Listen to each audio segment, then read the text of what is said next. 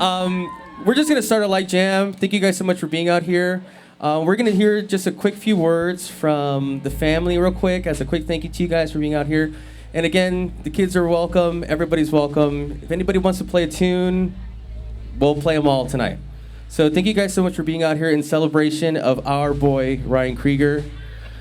Musician, amazing person, dad, brother. We're all trying not to lose our stuff right now. So thank you guys for being here, and we're gonna be here all night. So if we can bring up Mama D, Max, and who are gonna come up real quick. Yeah. All right. Yeah, and then you guys can start playing whatever the fuck you want. All right, cool. Yeah. G left Chicago. G is okay. G, yeah. Oh, yeah.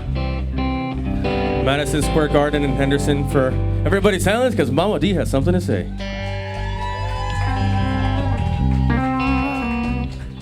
I just want to say I'm happy you're all here. I love you all. It's a celebration of life. Talk right into that mic. And Get closer to the mic. okay. It's a celebration of life for Ryan, my beautiful boy. And I just want everybody to raise a glass and say, God bless you, Ryan. I know you're here. He's up there somewhere. And I just love you all, and I'm very happy you're all here. It means a lot to me. Thank you. Thank you. Yeah. We got Maxi Pants up. What's up? I don't want to make this a sad thing. I'm really happy that you all came, and I love everybody here. Just wanted to say, this is one of the best places I've been to. It's fun, and all that. And if you can clap for my dad, that'd be cool.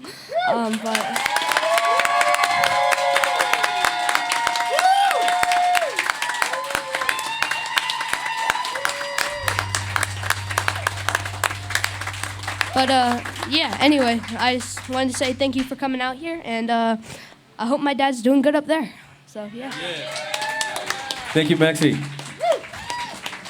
Give another round of applause for Max and D. And now we have the band. This is going to be a very touch and go kind of thing. So if you feel like playing something or you got to go, come up and play. And this is very chill. This is not a gig. This is a hang and celebration of Ryan Krieger, my boy Dufresne. So take it away, guys.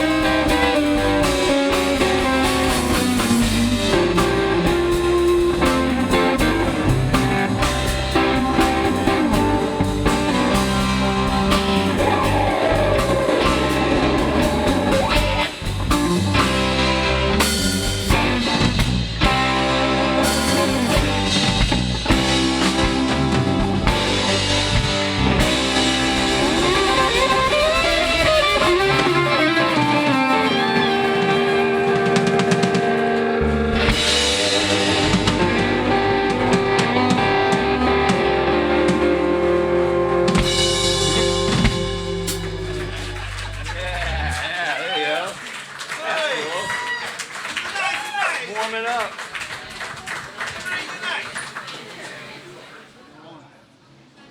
Okay, story about Ryan.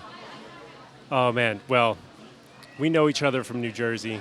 We both auditioned for the same band in the Bay Area, California, called Global Funk Council. And Ryan got the gig. So he moved to Cali before I ever did, and we reunited in LA and saw each other, got to know Michelle really well. And even just recently, I think it was just last year, Ryan and Max came out to California from Las Vegas, stayed a long weekend with us, went to the beach, played art. We made art cars, and watched vintage skateboard videos. And that was the last time we got to hang out, and it was amazing because our daughter Sophie got to know Max, so now they're little pals, and that's really a fond memory, and that's our last memory of Ryan, and I'm glad it was a good one. So, yeah, that's anyway. Love you guys. Keep in touch.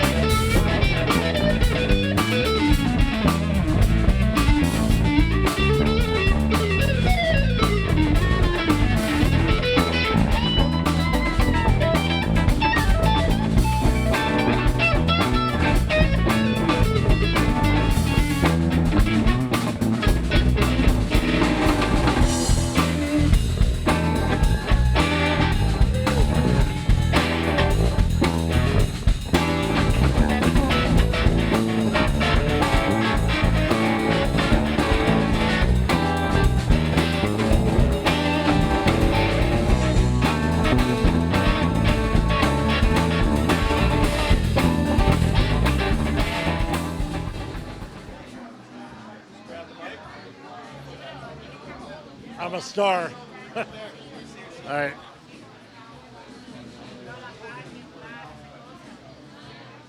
Oh, Ryan, we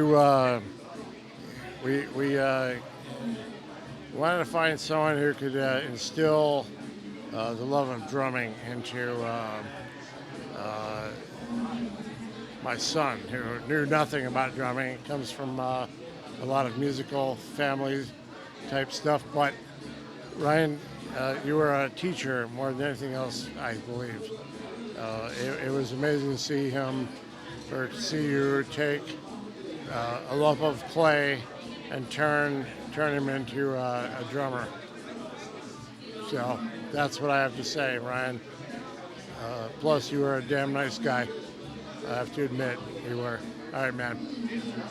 Love you, boy.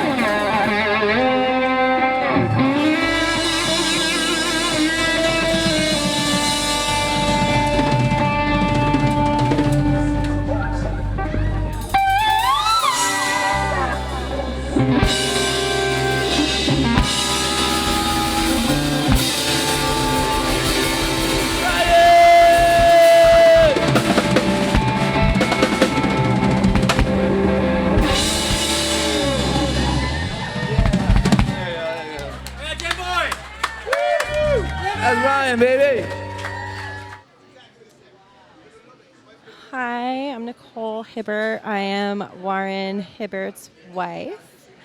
I didn't get to know Ryan as well as I wish I did. When Warren and I first moved out to Las Vegas, I had no idea who Ryan was, but he got us a wonderful realtor and got us our first apartment. And we soon became close friends after that. He came to our very first Friendsgiving at our first apartment only a few months after we moved here. And it meant so much to me because I didn't know anyone here. And I'm a pretty social person, so I was grieving being away from home and away from family and friends, and to have him there and be so accepting of me when he never met me before was amazing.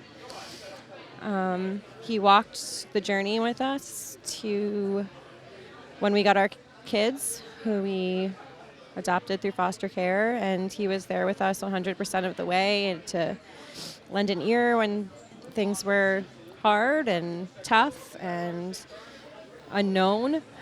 And then Max came into our lives, and he embraced our kids, and they love him. They talk about him all the time, and I hope we get to keep a wonderful relationship with him. The one thing I can say about Ryan is that he did everything. He did 100%. He loved 100%. He gave 100%. He worked 100%. He would walk into my house, and the first thing he would say, he would just open his arms and go, "Hey, Mama." And nobody had ever done that with me before, being a mom of 2 adopted kids, and he just embraced our family for who we were, and I'll be forever indebted to him for that. You will be missed so hard, 100%. We will do our best to watch over Max as best we can. I hope we get to be a part of his lives for a very long time. And you will be a part of ours forever. Love you.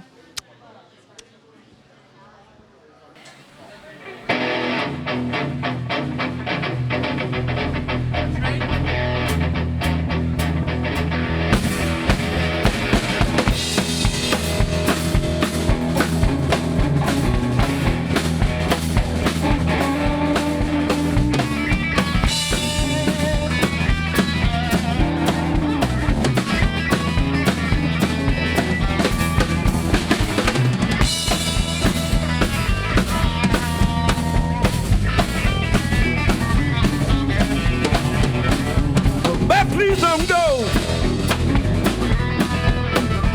Hey, please don't go.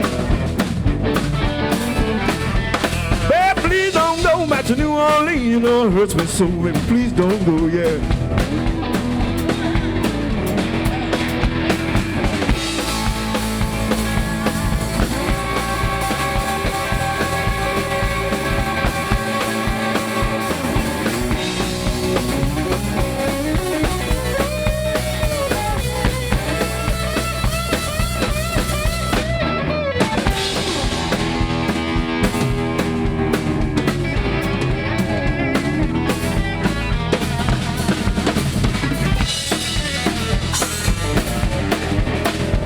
Turn your lamp down low.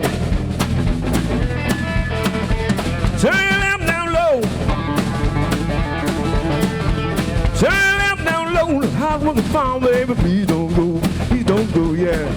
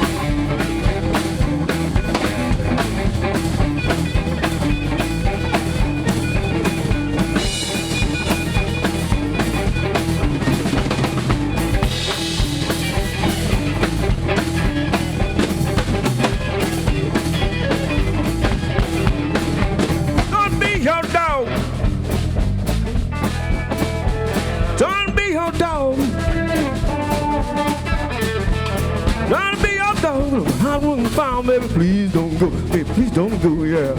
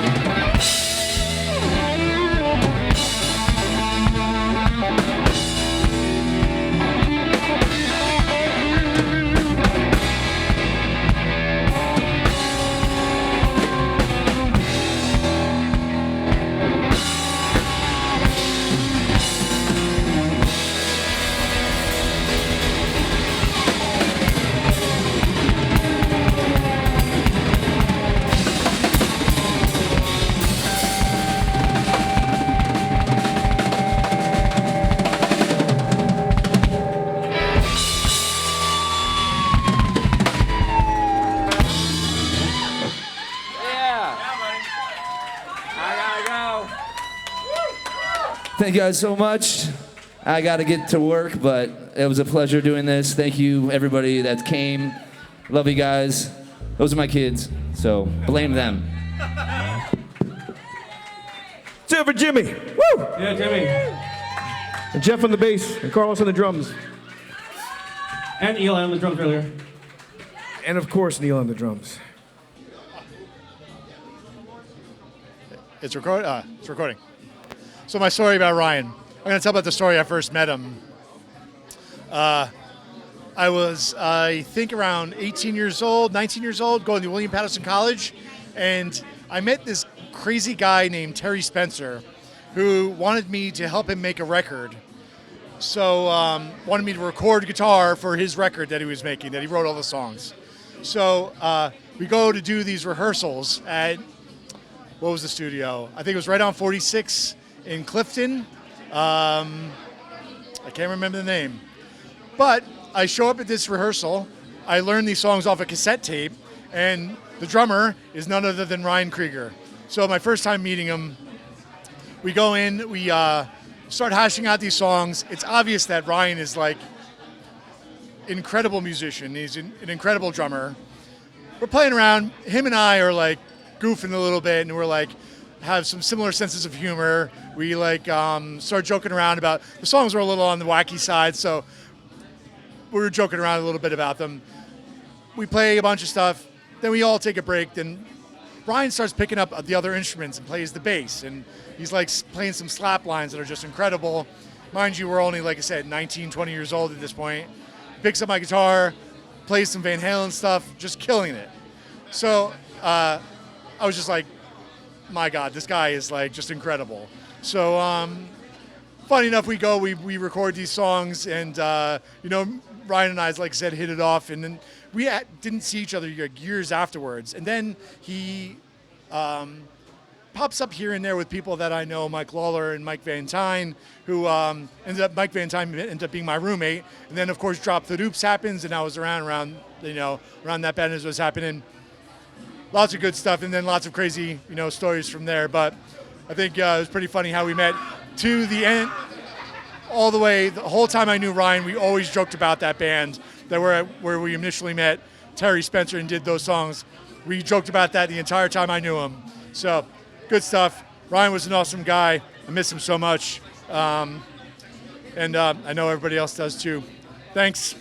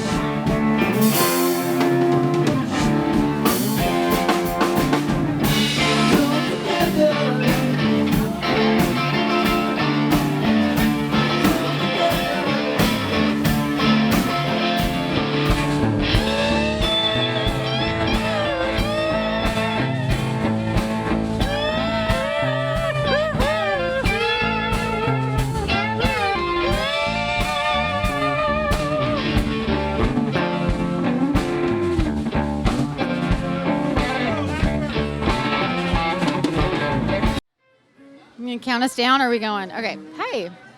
Hello. Hi, I'm Michelle Porter, MP to Ryan. I'm M. David Leeds. You're what? M. David Leeds. He is M. David Leeds. Support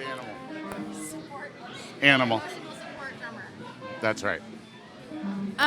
So we're here doing this confessional for, I'm doing this for Max. This is like for Max to see, 100%. right? Yeah, of course.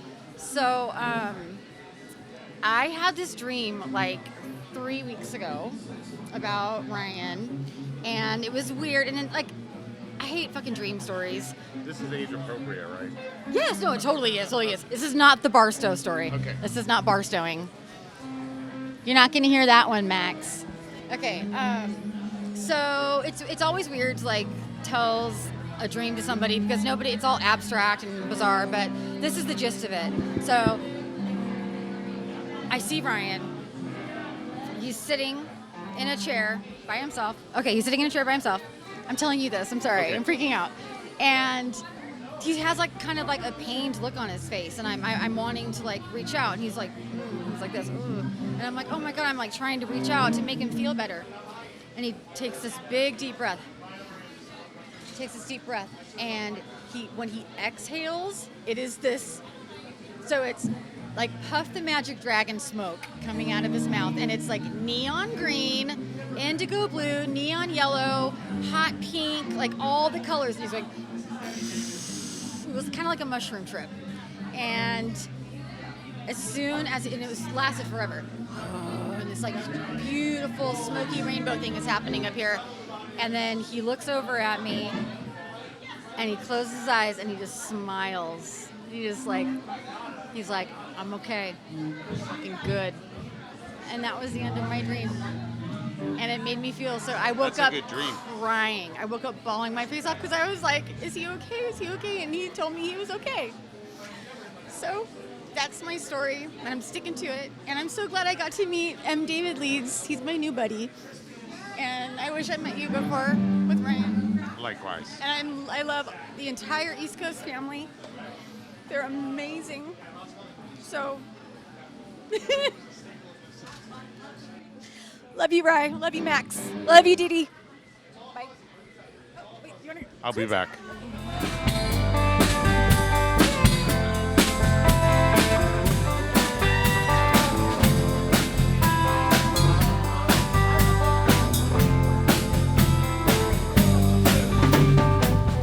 Now here I go again, you see, the crystal vision. I keep my visions to myself. It's only right that you should play the way you feel it. But listen carefully to the sounds of loneliness, like a heartbeat drives you mad, and the stillness of memory.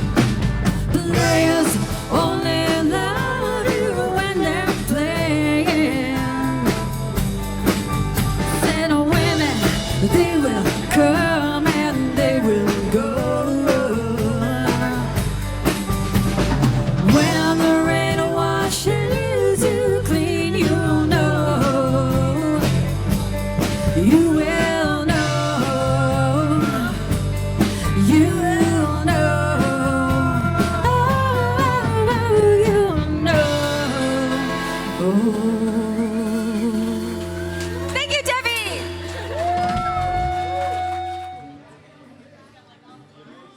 I was told to tell my dirtiest story about Ryan, and I don't think I have one. I mean, if I have one, they're all dirty. Ryan continues to be one of the most unaffected, most sincere, human, open people I have ever had the good fortune to have known. I can't remember a time that I knew Ryan that he wasn't my friend. I feel like we were friends immediately, instantaneously. And I couldn't remember when I had met him until today. Mike reminded me that we met in 1991 when I went to visit Mike and walked in on a rehearsal with a drummer I didn't know. And we became friends right off the bat. And our birthdays were almost 5 months to the day apart. Me being the older of the two of us. And we had a lovely bond in that we were both too young to be in the room that we were in, no matter where we were. We were the kids, we were the young ones, we were the nerds, we were the babies, and it bonded us immediately. But I didn't realize how young we were together until I saw Max. The last time I saw Max, he was a baby in arms. And today, I saw a boy that reminded me so much of the boy that I met in 1991. I didn't realize until that moment what an honor it was to be young with Ryan, to be at the leaping off point where both of us were young and afraid together, to the extent that there was nothing to be afraid of as long as we were both there. It was such a privilege to be the youngest person in the room with him, to be young and unaffected before time, and being an adult and being experienced and being disappointed had done things to both of us. I had the privilege of knowing that young version of him, and that's the version that I still see in my mind's eye when I close my eyes and think of Ryan. He will always be 17. He will always be my young, scared, perfect, beautiful friend. And it was my privilege to be young with him. And that's how I get to be with him always. So thank you for reminding me of your beautiful dad. He was a marvel. He is a marvel. And he always will be.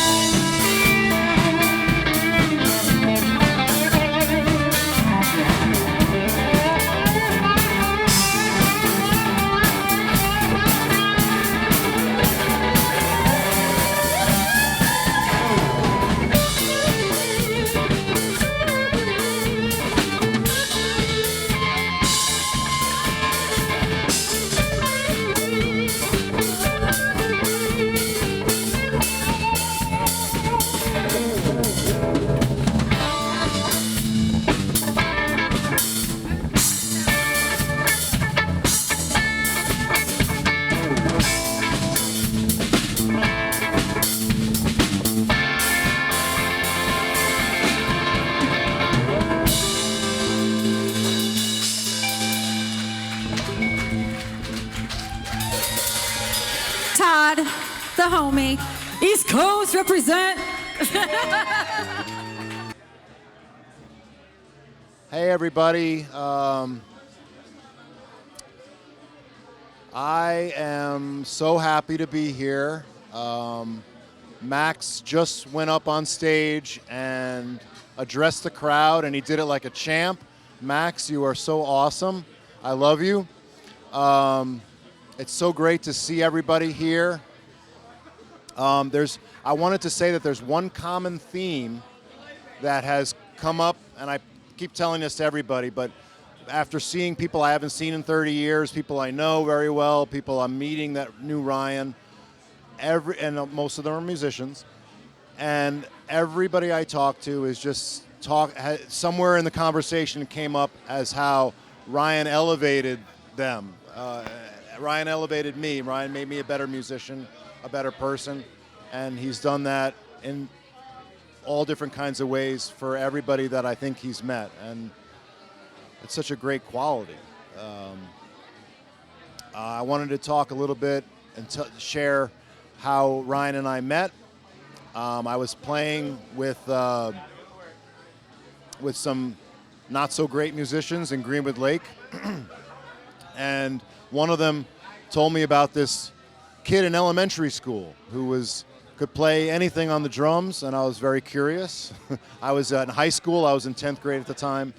So we managed to get a trip up to Upper Greenwood Lake, West Milford, and I got to go to his house and jam with him. And at the time, I had a guitar painted like Eddie Van Halen's guitar, and I knew I was really mostly a drummer, but I was getting into guitar, and I was playing Van Halen songs, and he, without even saying, knew all the drums for Alex Van Halen, and we just started jamming and became friends. And we got really close very quickly because of music. And I was always nervous. I figured his mom and dad would be like, who's this high school guy hanging out with my my son in 6th grade? But they were super supportive and encouraged our music relationship, and we've been friends ever since. Ryan, I love you. I miss you. You were taken from us too soon. And I worked with Ryan all the way till the end. We did collaborations. I used to go to his house in Vegas, and he would come to St. Louis, and I loved working with him. And there's not a day that goes by that I want to text him or call him and share something with him or show him music that I did. He was my best friend, and I miss him so much. And I'm so glad to be here. Thank you. All right, so quick backstory. There's a very famous band out of New Jersey called the Misfits, and they were started in the late 70s. And I had the good fortune of stumbling into their camp in the early 90s when they were trying to make a resurgence. They had broken away from their lead singer, Glenn Danzig, and were trying to get the name back. And I was hired to basically just rehearse with the band for a couple years and get themselves back on the road. And in doing that, we used to rehearse this tiny little machine shop that the head guy, Jerry, only he and his dad owned. And he needed somebody to rehearse with because he didn't have a steady drummer. So every drummer I knew I'd bring up because it was like an amazing glorified thing to play with the actual Misfits, the two brothers. And so I brought Ryan in one day, and I brought a couple other guys in who just, didn't cut the mustard. And after I brought Ryan in, both Doyle and Jerry were like, who the hell is this kid? I'm like, he lives right over the hill. He lives like 10 minutes away. They were like, he's amazing, And we went through, all different people would come in and play. And after Ryan was there at rehearsal, every time that somebody else played, all Jerry would say was, that guy's pretty good, but he's no Ryan Krieger. That's all he said. So recently I found out that Neil had played with Ryan at their going away party in LA, and while I learned all 51 of their songs 30 years ago, I'm still have to brush up on them, and I've never sang them, but I'm gonna attempt to sing them and play them with Neil and Todd, and we're gonna do this.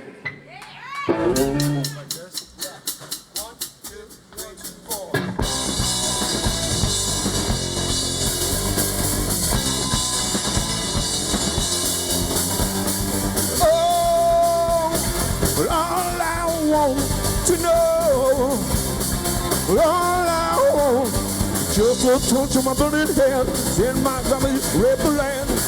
From the wreck of exterminate all human race. Feet fall down in the pile of fascia. I beat down and be dead. From the direction exterminate whatever stands left out.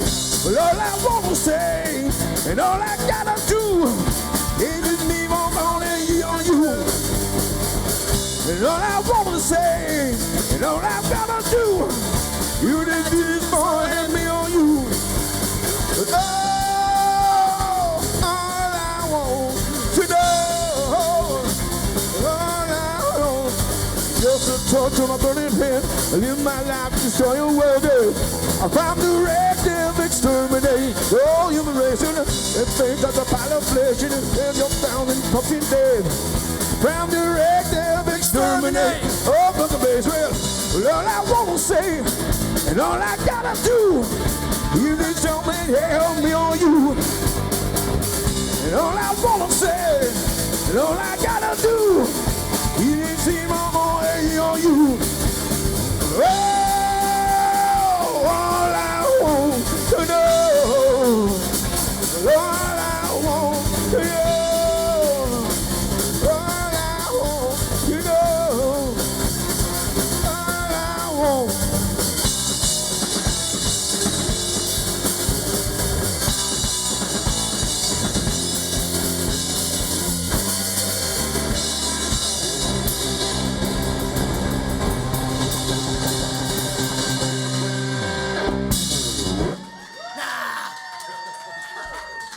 So I'm supposed to tell a story about Ryan. There are so many stories about Ryan, obviously.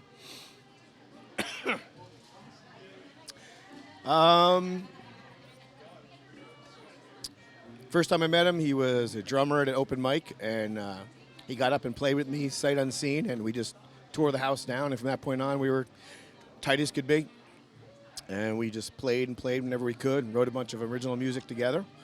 And one of my favorite stories I like to tell all the time is Ryan was a teetotaler, never drank, never smoked, until he was 21. Well, before that time, we were all hanging out at a big outdoor festival we were playing, and someone, I don't know who, passed around a sheet of acid, and everybody there ate it, except Ryan, of course. But Ryan somehow ended up making out with a girl not long after, and not long after that, was walking around the campfire in a disoriented haze going, what's going on? What's going on? So apparently the girl he was making out with, he had gotten some of her stuff. So the next day he just walked around in circles saying, what was that? What was that? It was a pretty humorous time. I can't even talk about how many times we just played gigs, went to concerts, hung out, talked about all kinds of stuff. I can't come up with a good X-rated one that I'm ready to release, so someday, somehow, I'll let it go. Todd. If they're gonna scream, we'll scream with me. Well, moments like this never live. When new creatures rub your face, well, hobbies open up the door.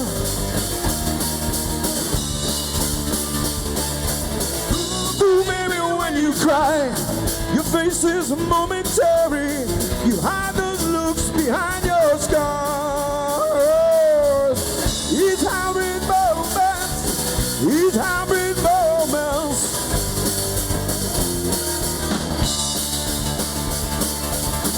Give me a moment, give me a moment.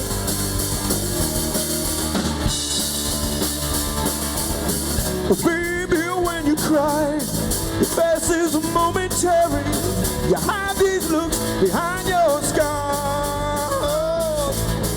Each hybrid moment, each hybrid moment.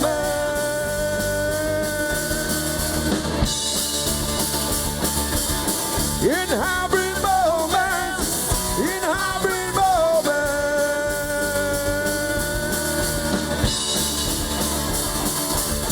Give me a moment, give me a moment.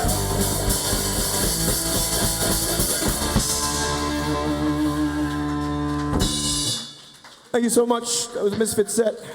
Mr. Todd Martin on the drums. Mr. Neil Gardner on the bass. How about that shit? Woo! And I'm Monty Hall. All right, is this thing on?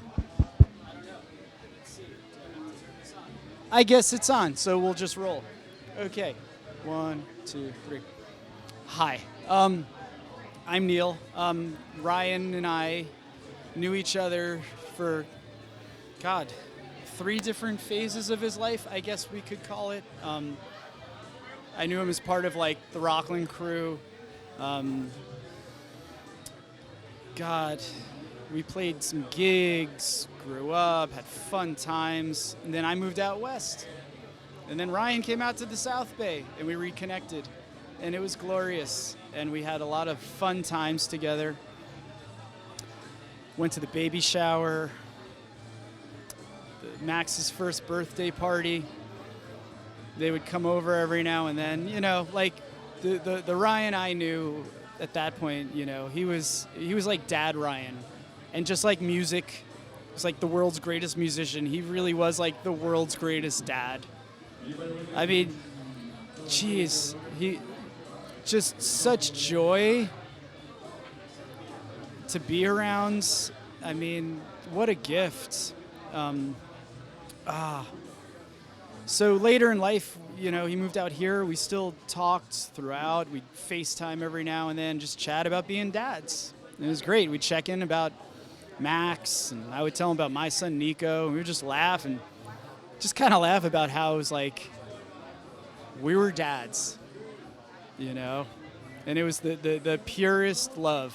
Like it was amazing. So fast forward to 2020, I contacted Ryan. We recorded a track together, and we spent a long time on it.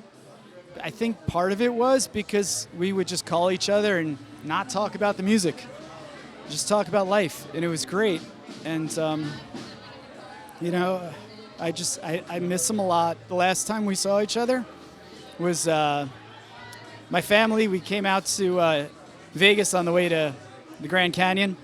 Max and Ryan came over to visit us at the Cosmo. We had a pool day, so much fun, and just the pure joy that he exuded as a dad, and the love that Max felt was just like, you know, he was an inspiration as a musician, but for me, he was really an inspiration as a dad. And, you know, Max, you know, I hope you know that you really did have the world's greatest dad, and carry that with you. He'll always be there with you. He's just a pure soul. So, Ryan, wherever you are, I love you and I miss you, and till we see each other again.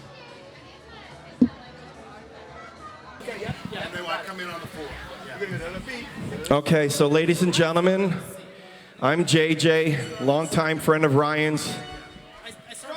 We were able to actually continue doing some JJ stuff up until as recently as a few months ago, like 6 or 8 months ago.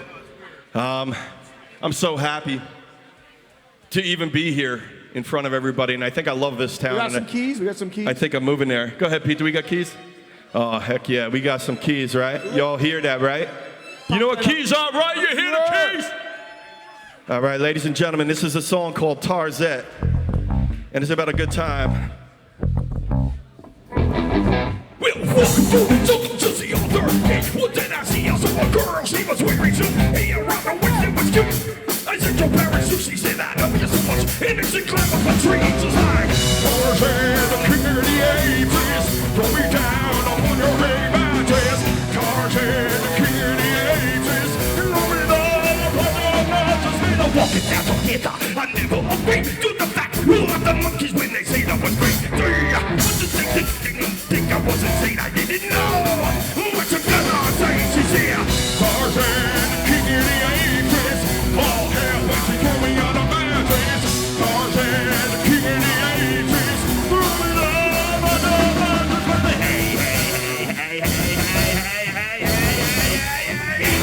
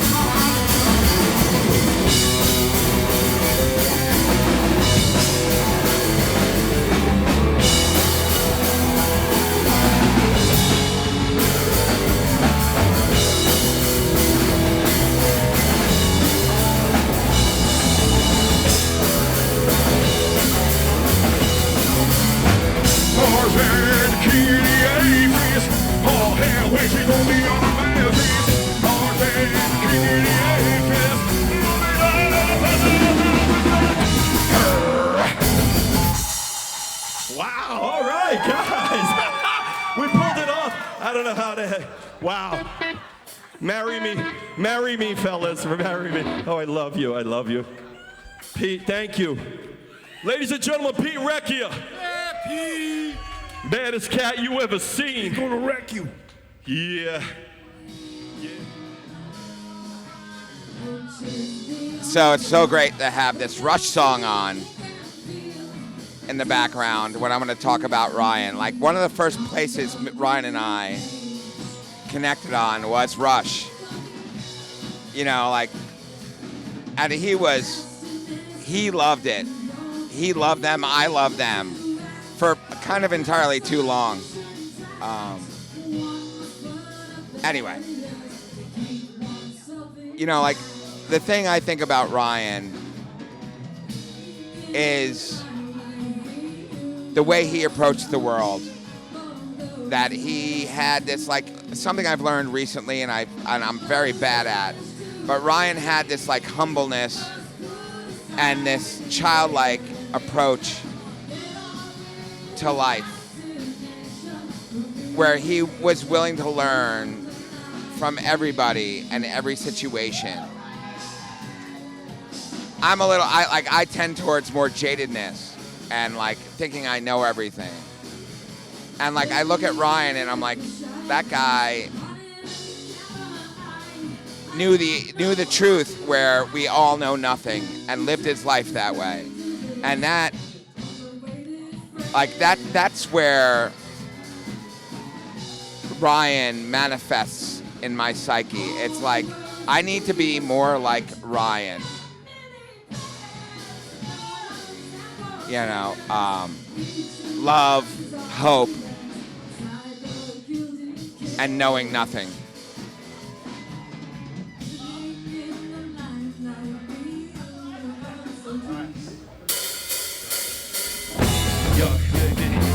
But here's my plea. All that I know is that I'm not guilty.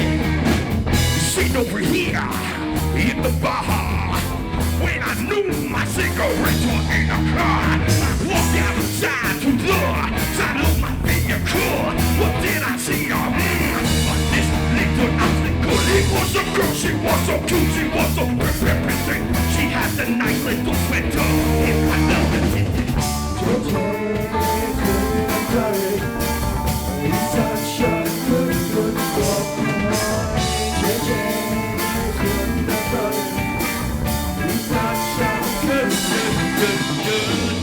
when she looked at me into her starry eyes, I could not believe I see through her disguise. She was an evil piece of piss with such content. She wanted to eat the parking lot piece of tit. Good. JJ couldn't have done it. He's such a good boy. JJ couldn't have done it. He's such a good boy. I'm a good boy. Don't never do nothing wrong. Even when I mess around with girls' shit, they all say I'm strong. Couldn't believe the thoughts were going through my head.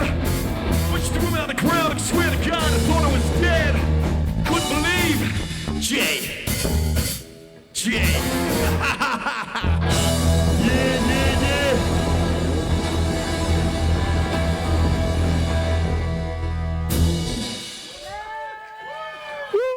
All right. Okay. So anyway, here I am, Ryan.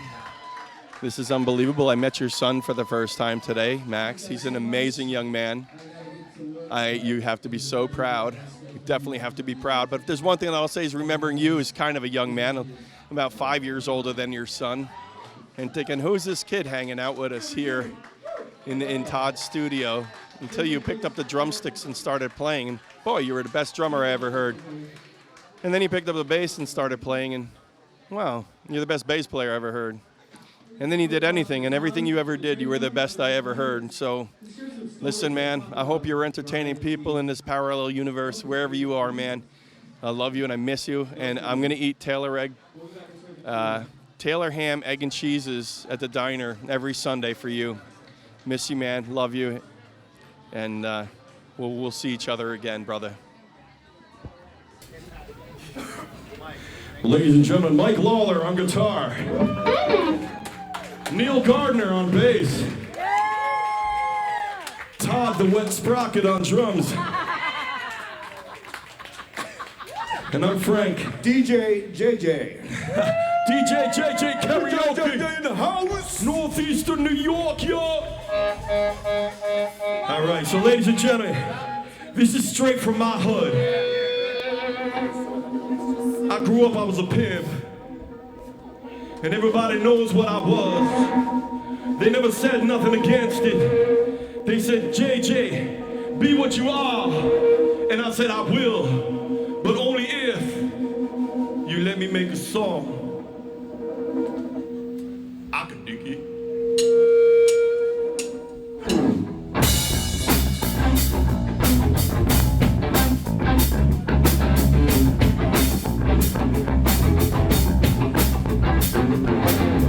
Let me start from telling you about myself. Yo, sit back, relax, and brace yourself. I'm like fire, you can't pull it out. I burn up and down, then inside out. I'm like lightning, coming down from the sky. I knock you on your ass and then I poke you in your eye. Your mother, she thinks I'm a great guy. Well, she can't go if a plum die. Let me tell you what's about to chop. That I was rapping downtown and I thought I could rhyme well. Your sister daughter was a great guy. She went back to her room and I took her. But she knocked her and I made her a little home neck and then I sold her. On 42nd Street, we're down by the North 4th Avenue and that shit. JJ's a home. Your sister, he's JJ's not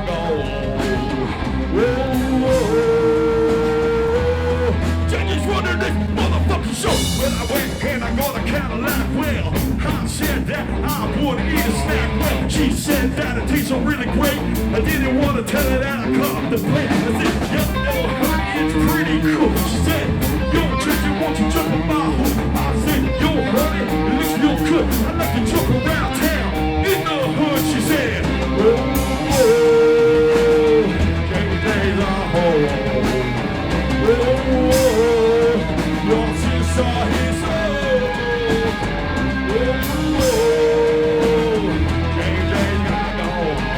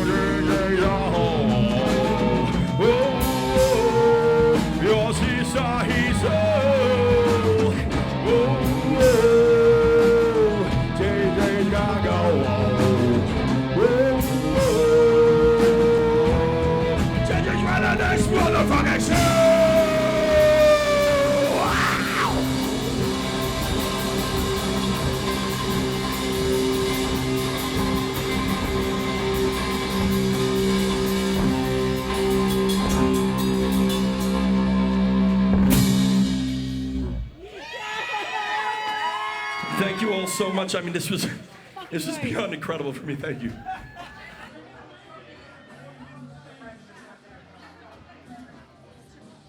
Hi there. Is this to Hey. Ryan? Yeah, this is to Ryan.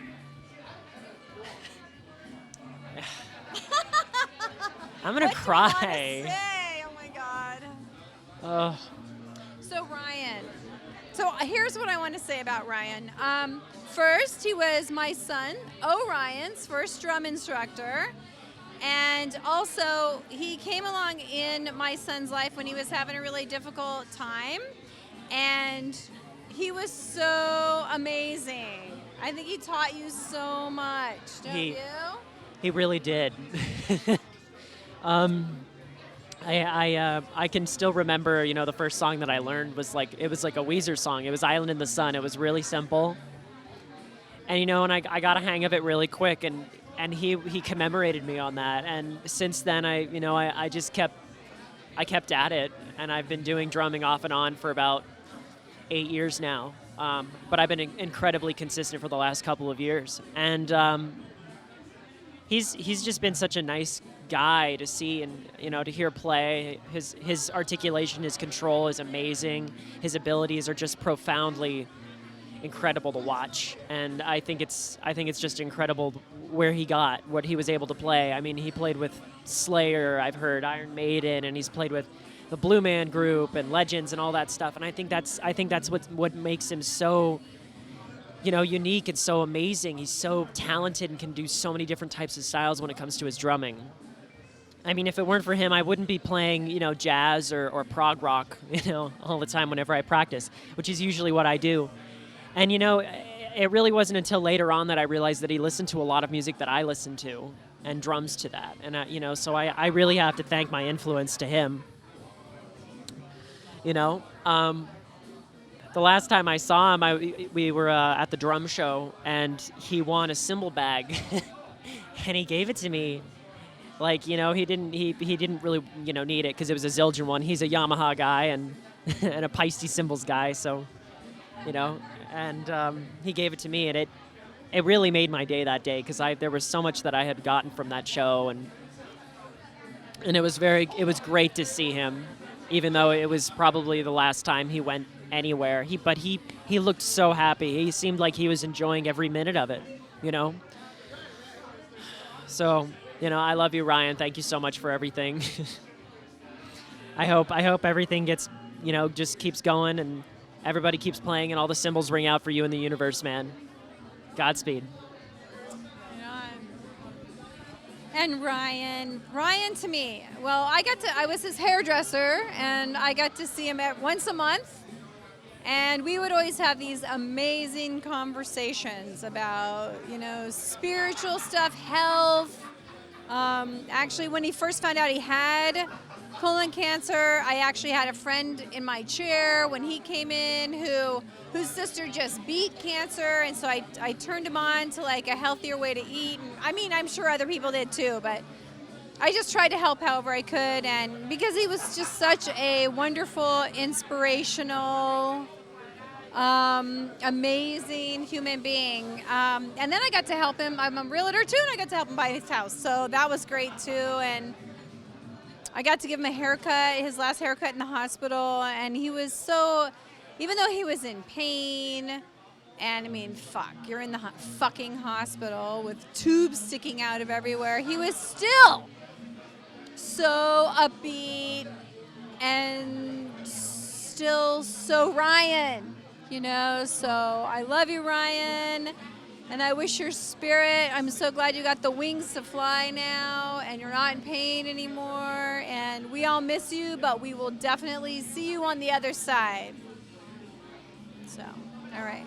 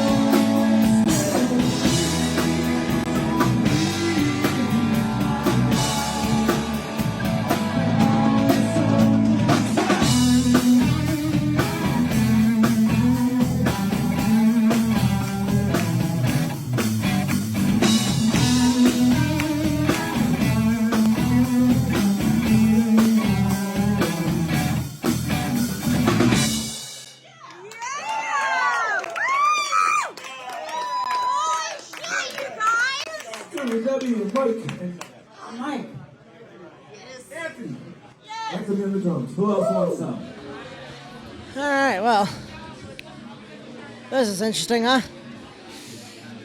Stories about Ryan. Well, I remember that one time I'm going over for my lesson. I was one of his students, and he is just blasting jazz like so loud I could hear him through the door on his like souped up record player setup, and it was just so cool. You know, I remember after like we do like a set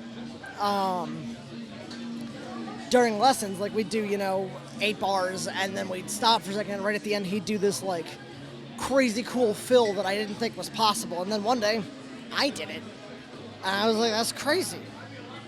He was very much a mentor to me. He definitely kind of showed me a different way of thinking about life that I didn't necessarily anticipate, but it's definitely altered my way of life, I suppose is a good way to put it. Meeting the people that I've met now, and then, getting the news of his passing and just telling them stories like, let's see. One time I go over to his place, and him and Max are just playing video games waiting for me to get there for my lesson. Or the time when once or twice when I would come over for my lesson and he'd just have woken up from a nap, or from he just woke up in the morning, and we had a cup of coffee and then got to the lesson, and it just was like one of those, really fun moments of very much spontaneity. Like Ryan was always very much planned spontaneity, and it was always really cool. He'd be like, all right, here's what I got for today's lesson. And sometimes he'd be like, what did we do last? And it was just really interesting to just hear his perspective on things. I can say this, I don't listen to music the same way now that I did then because of Ryan. Like, he changed how I listen to music. He changed how I listen to some of my favorite bands. I'm wearing a band t-shirt in his honor. And then I remember helping him set up a drum thing at his last place and just hanging out with him for like 4 or 5 hours, and it was so much fun. We talked about all sorts of random stuff. I told him about my old job, what I had been up to since I had last seen him, and all this cool, crazy, fun stuff. And yeah, it was, he was an amazing human being, and I feel amazing that I got to be taught by him. That's a 1 in a million kind of chance right there. And then later, just learning like some of the things that he did that I didn't even know about was awesome. He was a legendary guy, and I'm still amazed to this day that I got to be the one to get to know him and be one of his students. He taught me how to read music and taught me how to love drums the way I had never loved music before that. So when I listen to music now, it's very much just about him, because he's the one that kind of showed me how to listen to music, if that makes any sense, in a way that I had never encountered before. So he'll definitely be a missed man, but his legacy will survive him. That much is clear.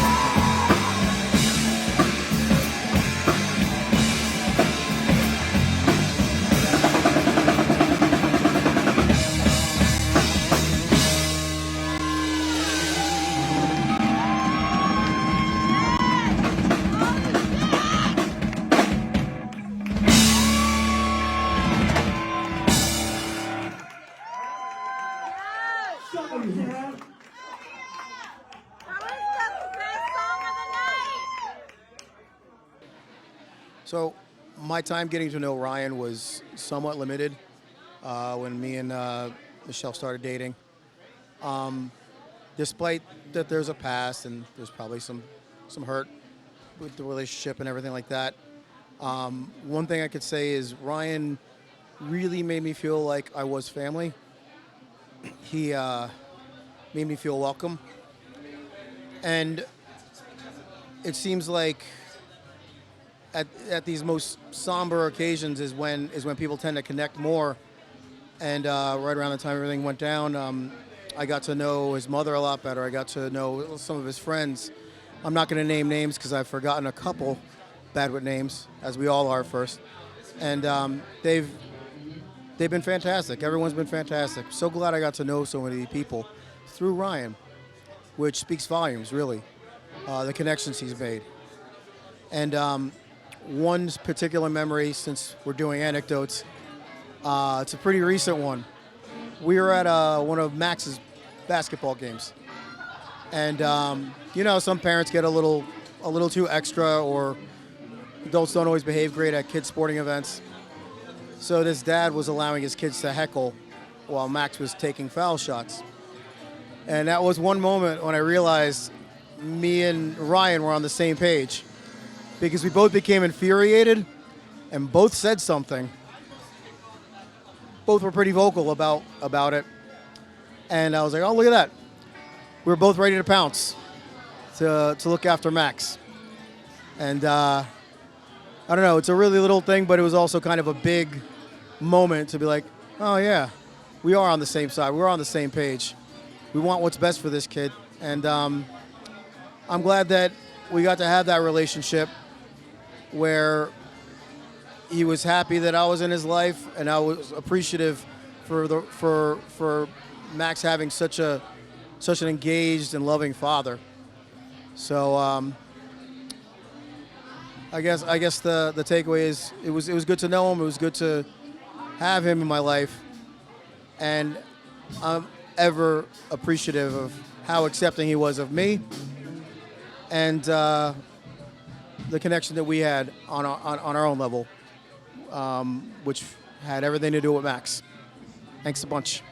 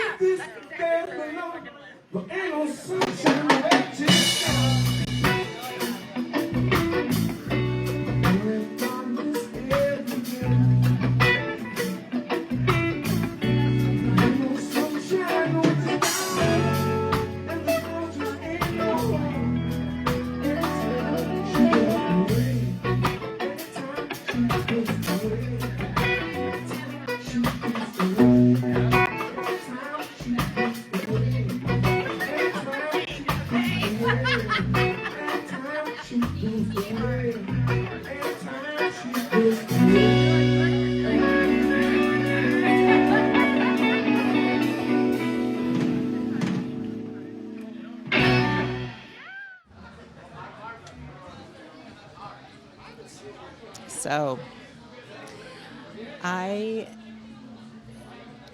this is hard. 14 years ago, I met Ryan in New Jersey, and my life changed. I moved to California, Los Angeles. I met a bunch of new people, moved to a whole other part of the country, and then eventually I had Max, and we both had this job to do together to raise Max. Our relationship, we were friends and we didn't always work out as a couple, but we were co-parents and we both loved our son together and we were good partners. And I really miss his humor. I miss talking to him about Max. I miss his take on life and his good nature and his quick wit. And it's not the same anymore doing this without him. I lost my partner to talk with about Max because I knew he was the other person in this world that loved him as much as me.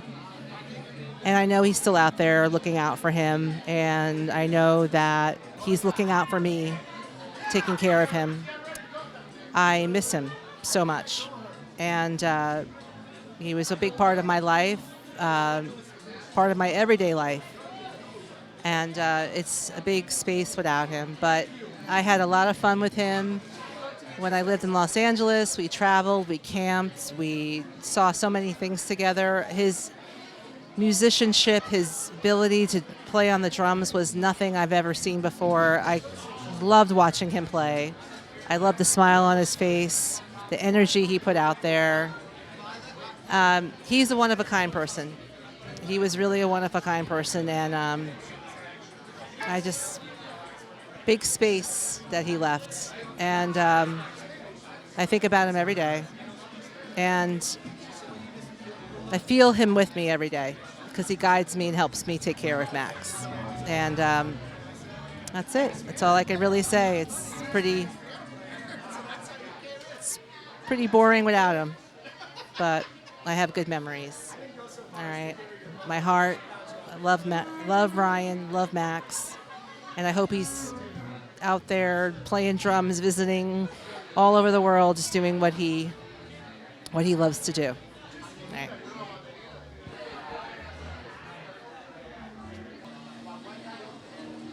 All right. Here's a story about my dad that I think personally is definitely a cool one. So one time me and my dad went to this place called Yukon Pizza. Yukon Pizza was a sourdough pizza, one that me and my dad were very interested in trying. So we got the Yukon Pizza and we were very excited to try it. Once we tried it, I didn't know what to think of it. My dad, on the other hand, his eyes lit up. He was in awe. It was amazing. Then I took one more bite and realized that it was just as good as he made it out to be. That was an amazing moment. Ever since then, we've been getting Yukon Pizza and going there. We've gone there for about 3 years. It's been one of the best experiences I had with my dad, and it's always been very fun. Well, that's all I have to say. Thank you.